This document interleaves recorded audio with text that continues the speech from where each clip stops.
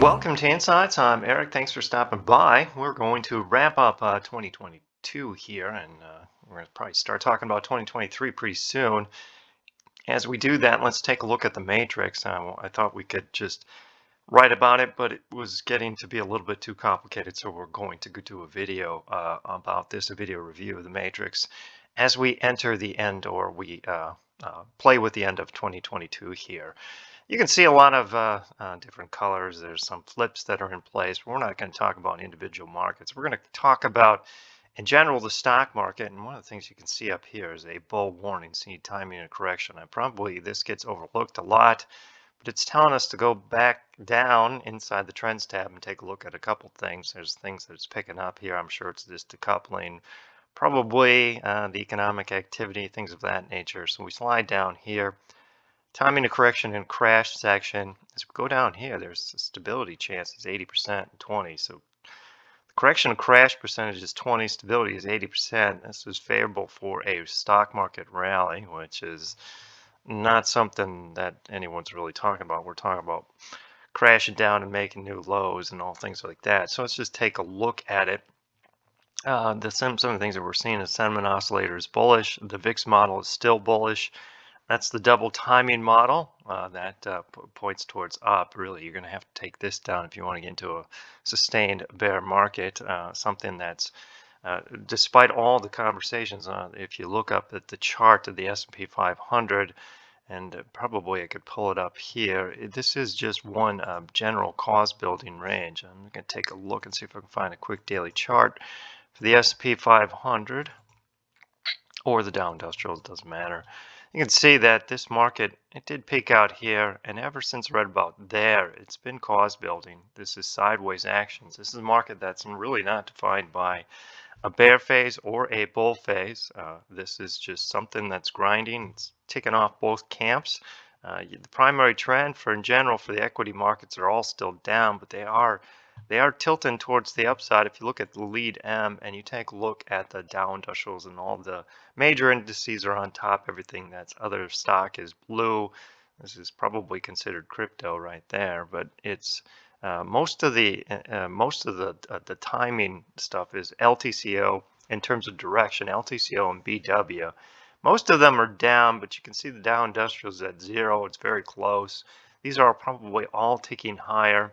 Below the 0 line is still bear phase in the primary trend, but we are trying to grind higher towards the 0 line. Dow Industrials looks like it's just going to pop above first. Some of that has to do with the fact that the economy is heading towards a recovery, which we've talked about that in the economy and stock report. I'd suggest anyone who's looking to subscribe and renew some of the reports. We focus on the economy and stock report in 2023. It's ongoing. It's been ongoing because of the importance of it. We started it early. There's quite a bit of updates to it. One of the things it's just going to talk about, and we're looking at a different matrix than you normally look at. This is the stock market. The leaders, the Dow Industrials. But you're seeing the Russell 2000 catch up. That needs to take over leadership if you want to get into a full-blown economic growth phase. But in general, I'll head back down to the timing and correction. You can see a lot of things are still relatively bullish. The energy builds, they're somewhat negative, but then a bullish slant to them. Peter's not picking up too much. Some of the trend correlations, which you find right in here, that's this decoupling. These are bullish decouplings. This means there's markets falling out of gear on the down from risk versus price, and the current phase is down. Well, that's a bullish decoupling. When that happens, it points upward, which is something that might take place here in January, at least shorter term. I mean, this, again, in terms of a broader strategy for the S&P 500, which is right here, the stock economy and stock report talks about that, and it's been about the same. You're going to have to jump the creek across a certain level, and you're going to have to break the ice through a certain level. Until then, we're really stuck in cause building, and that's something that gets everybody talking their narratives, bullish, bearish narratives, but it really doesn't solidify either one of them. They flip-flop back and forth, and it irritates a lot of people. Some of the other things that the computer's picking up, and some of these they're bullish. This obviously is bullish concentration here. This means that the stock market is due to perhaps it's due to turn down. This is a warning relative to the Treasury market and the stock market. It's been down too long, and it's down below the zero line, which favors the equity side of things. It could be due for 2023 to reverse this and do some sort of pause. So that's part of the equation as well. And pause would be a pause in the stock market rally. Some of the dividend yield cycles, there's not really picking up on anything. These are important. Again, this is something we talk in the ES report. These are the cycles, the dividend yield oscillator, which is also important. That's starting to flip up to bullish.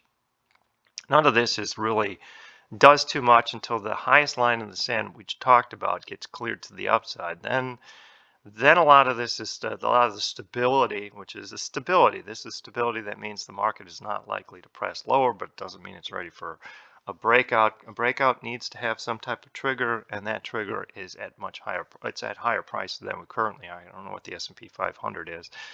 Guess we can look. The S&P 500 is 38.39, and it's above that. It's in the 4,000. It's got a 4,000 handle, of which we have to jump the creek. In terms of the 4-year cycles and some of the seasonal cycles, we are in a favorable phase. But if I look at the correlations, which you guys can look at any time, this is the third year of the election or 4-year cycle.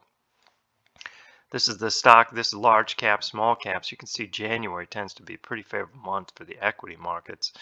Gold stocks are probably, and gold are the only things that are pushing down. But in general, if you look at the January within that, and then you take a look at some of the months that you see for the first half of the year to about July, the large caps and small caps do pretty well in the third year of this cycle. So I don't think that this might be something that the stock market necessarily breaks down.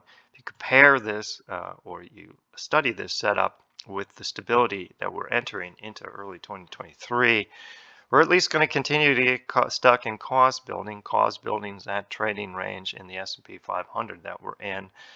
And the fact that it's more stable kind of leans towards it's difficult to break through to the downside. These are all things, this all can change. And this is just a snapshot in time. 2 weeks from now, this could be talking about different things as well. But we do have a market that's more classified by cost building than anything else until it clears above a certain level. Again, we talk about all sorts of timing and directional techniques in the ES report, which focuses on the stock side of things. When we do talk about that, it is at a much higher price. We are closer to the breakdown level. The current price is 3839 in the S&P 500. We're closer to the level that's going to break the ice, but then again, close is not anything other than just an observation. You can't short it, you can't buy the stock market until you really cross those levels, and that's not something that we have done yet. So there'll be a lot of outlooks, there'll be a lot of fear that's being sold, and at times there'll be some greed. But keep an eye on the timing of correction crash section down here in terms of it will tell you. It's really pretty good at telling you when things get unbalanced on the bear side. This correction number, when it gets up, last time it got up to 70, 80, 90% was in 2021, and the market did peak out. This is stability. This means that the market could turn, or at least it's stable. It's unlikely to continue to break down. We have to flick through another month, but I don't think it's going to change much because the first month in the 4-year cycle, January in the 4-year cycle, is pretty favorable for stocks. So that's really the quick outlook for the stock market in January. It's something that I'd keep an eye here. Watch these. Look at the crash percentage, stability percentage. Right now, it's not something that's screaming fear, but I'm sure there will be a lot of people who will comment on that going forward because fear does sell on this platform or any platform. So it's something that people want to read, or at least will get them to read. Saying something is boring and cost building, nobody's going to watch that. Trading ranges don't sell much, and unfortunately, we've been stuck in one for a while. It's characterized by a downward bias as these, but these could flip pretty soon too. But then you're going to have to ultimately jump the creek, and that's something we talk about in other reports. And this is just a review for the S&P 500 and stocks in general. there's some other things that are coming out. I mean, if you want to look at the economy coming forward into 2023, we are starting to uptick, but we're really close to the zero line. This is not something that I would assume too much. The economy cycle, and that's again, we talk about that, and the economy report is due for a bottom in 2023. It's probably not right out of the box. And then we get a short period or a period, well, short period is like 12 months, of which the economy should rally. It doesn't mean it's going to because it's completely saturated and dependent on debt. But then after that, then the conversation is going to shift into 2024. And I think that's where things are really, really going to get difficult. That's something we're going to talk about more in 2023 because we have to be prepared for it when it comes out. So as the year ends here, try to think about it in terms of what the invisible hand is saying and the matrix is providing for us rather than what the internet is very good at chasing its tail, and it changes its opinion from one week to the next. And this is not something that the matrix or the invisible hand does. This market is stuck in cost building. It's been that way. It has not resolved itself.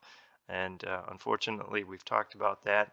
Thought about it would jump the creek, thought it would break the ice. It's done neither one. It is stuck here, and we're going to watch this continue out. There's a good chance that it'll resolve itself in 2023, a few months from now, and there's a good chance that you will start to rally. But these are just chances, and we have to evaluate it as the information comes in. If you have any comments or questions, let us know. If not, thanks for being a part of the Insights for 2022. And if you're interested, we're going to start up again in 2023, starting January 1st.